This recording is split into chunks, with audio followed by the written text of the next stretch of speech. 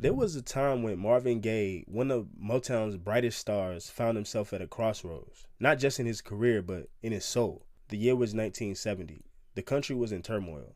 Vietnam was raging, protests were filling the streets, and the energy of change was everywhere. I mean, Marvin was feeling it all. The chaos, the pain, the confusion, and he did what true artists do. He poured it into his music. That's how he came up with What's Going On. A heartfelt cry for peace, for justice, for understanding. But when he brought it to Berry Gordy at the Motown execs, they weren't trying to hear it. Gordy thought it was too political, too risky, too far from the hit-making, dance floor ready formula Motown was known for at the time.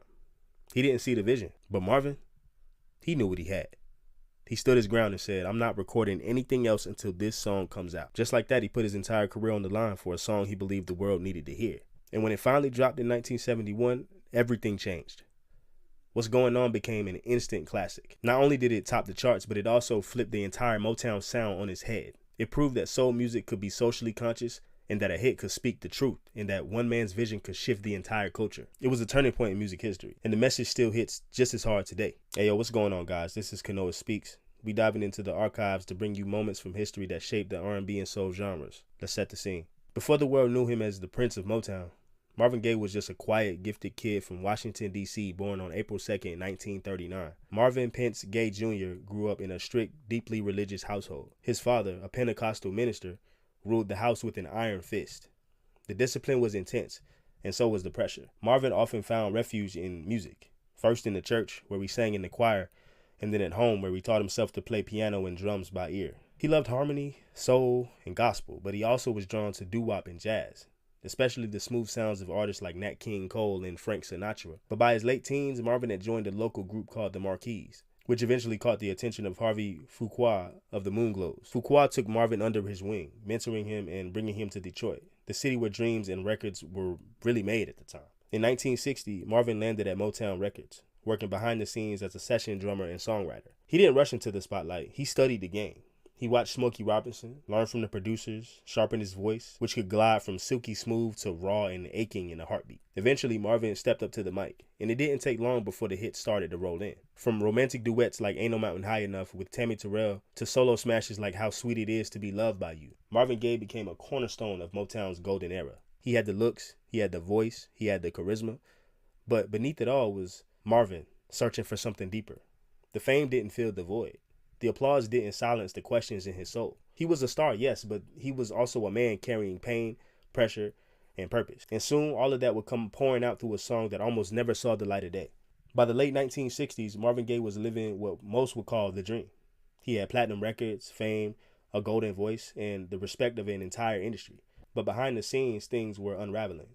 The world was changing fast, and so was Marvin. The Vietnam War was at its peak. Civil rights protests were erupting across the country. Cities like Detroit and Watts had gone up in flames. Marvin was watching it all unfold, and it shook him to his core. He wasn't just hearing the headlines, he was living them through the people he loved. One of his brothers, Frankie Gaye, had returned from Vietnam with harrowing stories of what he'd seen. Marvin took those stories personally. They hit different. They hit deep. Then came tragedy.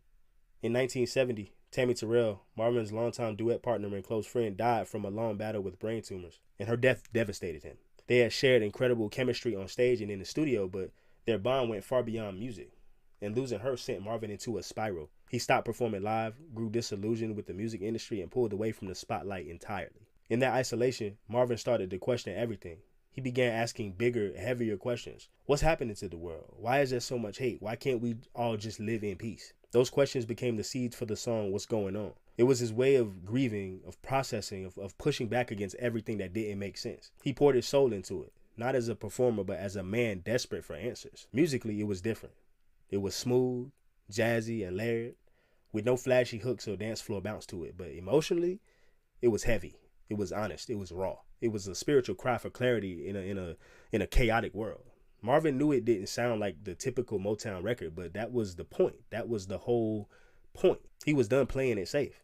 Marvin Gaye had written What's Going On, but getting it released was going to be a whole nother battle entirely. When he brought the song to Berry Gordy, he expected support, right? Like, after all, Gordy had been Marvin's mentor and the driving force behind Motown's rise to fame anyway.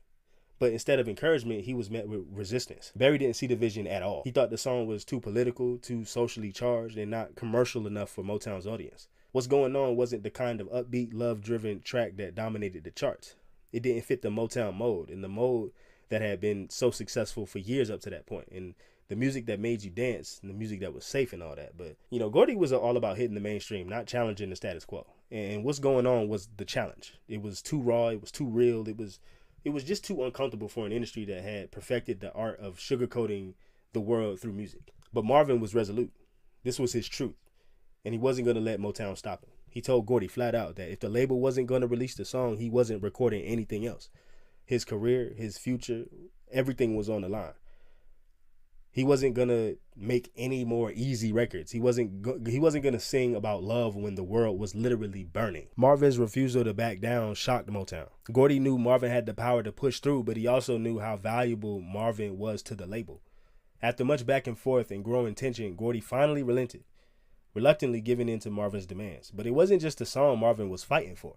It was a shift in the entire narrative of Motown. He wanted to prove that the label could speak to the world's problems, to the deeper issues beyond romance and fun. Marvin's bold stand was a statement of self-determination and artistic integrity that would really redefine the Motown sound altogether, if we being honest about it. When What's Going On finally hit the airwaves in 1971, it was really like a breath of fresh air. Marvin Gaye had taken a massive risk by pushing Motown to release it, but in the end, it was really a game changer. For one, the song was unlike anything anyone had heard before. The lush, jazzy instrumental was a far cry from the polished, fast-paced sound Motown was known for at the time. The song's mood was really laid back, almost mournful, you know, matching the heavy, heart-wrenching lyrics that tackled issues like war, like poverty, like police brutality, and, you know, social injustice. And Marvin's voice, smooth and soulful, was really full of pain and hope. And the public was ready. The song really resonated with the turbulent times, capturing the frustration, confusion, and yearning for change that many Americans were feeling. It spoke to a broader audience. It was an anthem for anyone who had ever questioned the status quo, anyone who had ever looked around and thought, what's going on? On the charts, What's Going On soared. It went to number 2 on the Billboard Hot 100 and topped the R&B charts for weeks. The song wasn't just a commercial hit.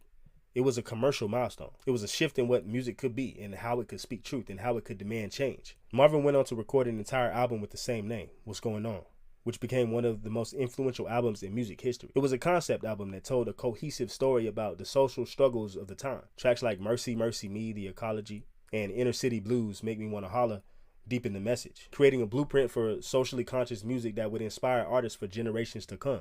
The album became a landmark in Marvin's career, and it marked a turning point for Motown as well. It was proof that music didn't have to be safe or commercial to succeed. It could be bold, real, raw, and still have a massive impact. At this point, Marvin Gaye was an activist, a prophet, a voice of the people, no longer just an artist.